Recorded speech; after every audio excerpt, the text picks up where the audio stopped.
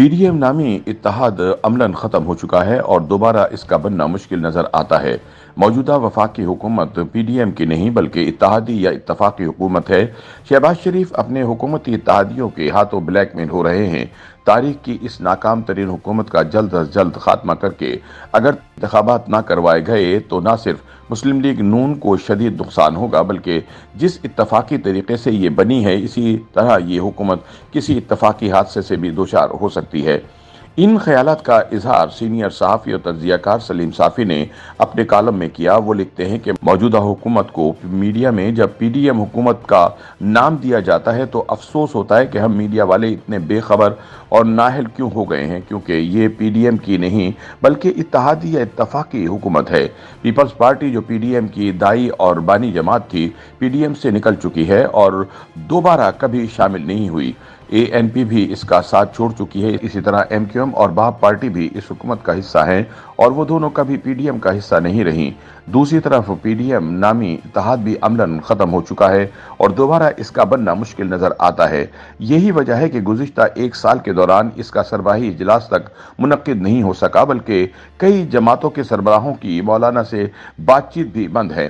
P D M کے senior نائب صدر آفتاب احمد خان شیرپاؤ تھے جب شہباز شریف، مولانا اور زرداری کو بتایا گیا کہ عمران خان کی ناقابل برداشت حرکتوں کی وجہ سے ان کی سرپرستی کا سلسلہ ختم ہو چکا ہے اور اقتدار کا دروازہ ان کے لیے کھل گیا ہے، تو ایک دوسرے پر شدید برہم مولانا اور زرداری تو اچانک اور پراسرار طور پر بغل گیر ہو گئے، لیکن مولانا نے حکومت سازی کے لیے پی ڈی ایم کا سربراہی اجلاس بلانے کی زحمت بھی گوارا نہیں کی۔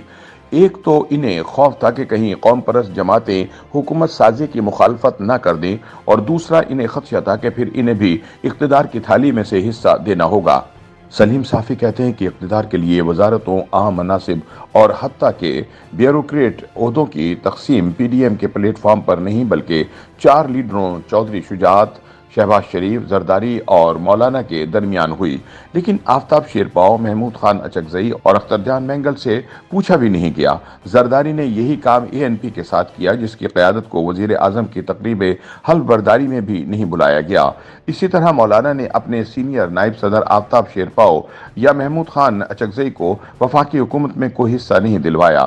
ادھر آصف زرداری صاحب ایک وزارت پر مسلم لیگ نون سے لڑے اور خارجہ، بی آئی ایس پی اور اس طرح کی کئی وزارتیں ہتھیا لیں۔ دوسری طرف مولانا فضل الرحمان نے پی ڈی ایم کی سربراہی کا کارڈ استعمال کر کے اپنے لیے استحقاق سے زیادہ حصہ لیا۔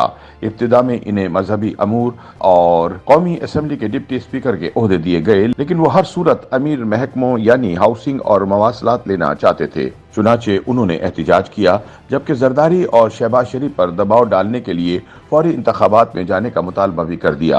چنانچہ زرداری نے انہیں ہاؤسنگ اور شہباز شریف نے مواصلات کی وزارتیں اپنے حصے سے دے کر راضی کر لیا۔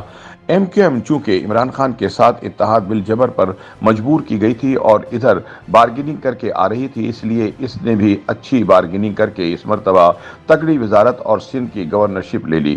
بھاپ پارٹی کو چونکہ اپنے اصل باپ نے چھوڑ دیا تھا لیکن ان کے بغیر حکومت نہیں بن سکتی تھی، اس لیے اس کے دونوں دھڑوں نے بھی وزارت لینے میں اچھی بارگیننگ کی۔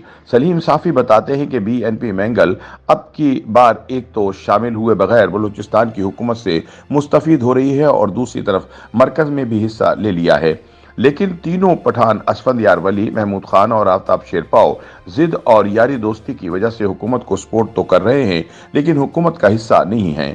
آفتاب شیرپاؤ کو بعد ازاں شہباز شریف نے بلا کر وزارت کی پیشکش کی لیکن انہوں نے لینے سے معذرت کی، جبکہ تب سے اب تک وہ مولانا سے بات کرنا بھی گوارا نہیں کرتے۔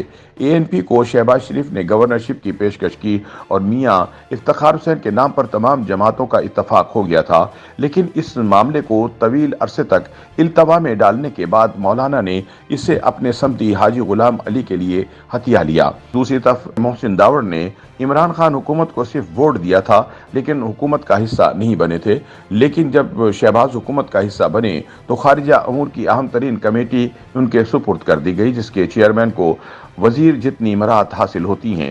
सलीम साफी कहते हैं कि मईशत मजीद तबाही से दो चार हो गई। दूसरी तरफ हुकूमत में शामिल जमातों को तवील अरसे बाद मौका मिला था और इन्हें खदशा था कि जल्द इलेक्शन में दोबारा जाना होगा।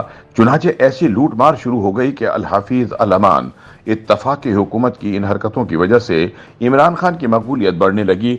वो मीडिया पर छाने लगे, लेकिन तुरफ़ा तमाशा ये है कि हुकूमत के मज़े सब लूट रहे हैं, जबकि दिफा सिर्फ मुस्लिम लीग नून को करना पड़ रहा है। और हकीकत यह है कि इसकी मीडिया पॉलिसी बुरी तरह नाकाम हो चुकी है। फिर दूसरा मरहला निगरान हुकूमतों के क़याम का आया और हकीकत यह है कि खैबर पख्तूनख्वा में अमलन GUI की हुकूमत है, जबकि पंजाब में पीपल्स पार्टी का गलबा है। शहबाज शरीफ इन सब के हाथों ब्लैकमेल हो रहे हैं। उनके वज़रा इनकी बात सुनने के बजाय अपनी पार्टी लीडरों की बात सुनते हैं और वो अपनी काबीना के अरकान से भी इसी तरह बात करते हैं जिस तरह पार्टी लीडर से की जाती है। इसी तरह इन सब जमातों ने ब्यूरोक्रेसी के अहम मनासिब में भी अपना हिस्सा वसूल किया और वो ब्यूरोक्रेट वजीर आजम की बजाय दरअसल इत्तेहादी जमातों के लीडरों की तरफ देखते हैं। अलावा अजीज वो पंजाब के चहीतों के जरिए वफाकी हुकूमत को चलाना चाहते हैं। हालांकि दोनों जगह सूरत हाल यकसर मुख्तलिफ है। YouTube पर गूगली न्यूज देखने के लिए youtube.com की सर्च बार में गूगली न्यूज TV टाइप करें। गूगली न्यूज के पेज पर सुर्ख रंग के सब्सक्रिप्शन वाले बटन पर क्लिक करना ना भूलिए। YouTube पेज पर अपलोड होने वाली वीडियोस से बाखबर रहने के लिए बेल आइकन पर क्लिक कीजिए। आपको हर नई वीडियो के बारे में नोटिफिकेशन मौसूल हो जाएगा।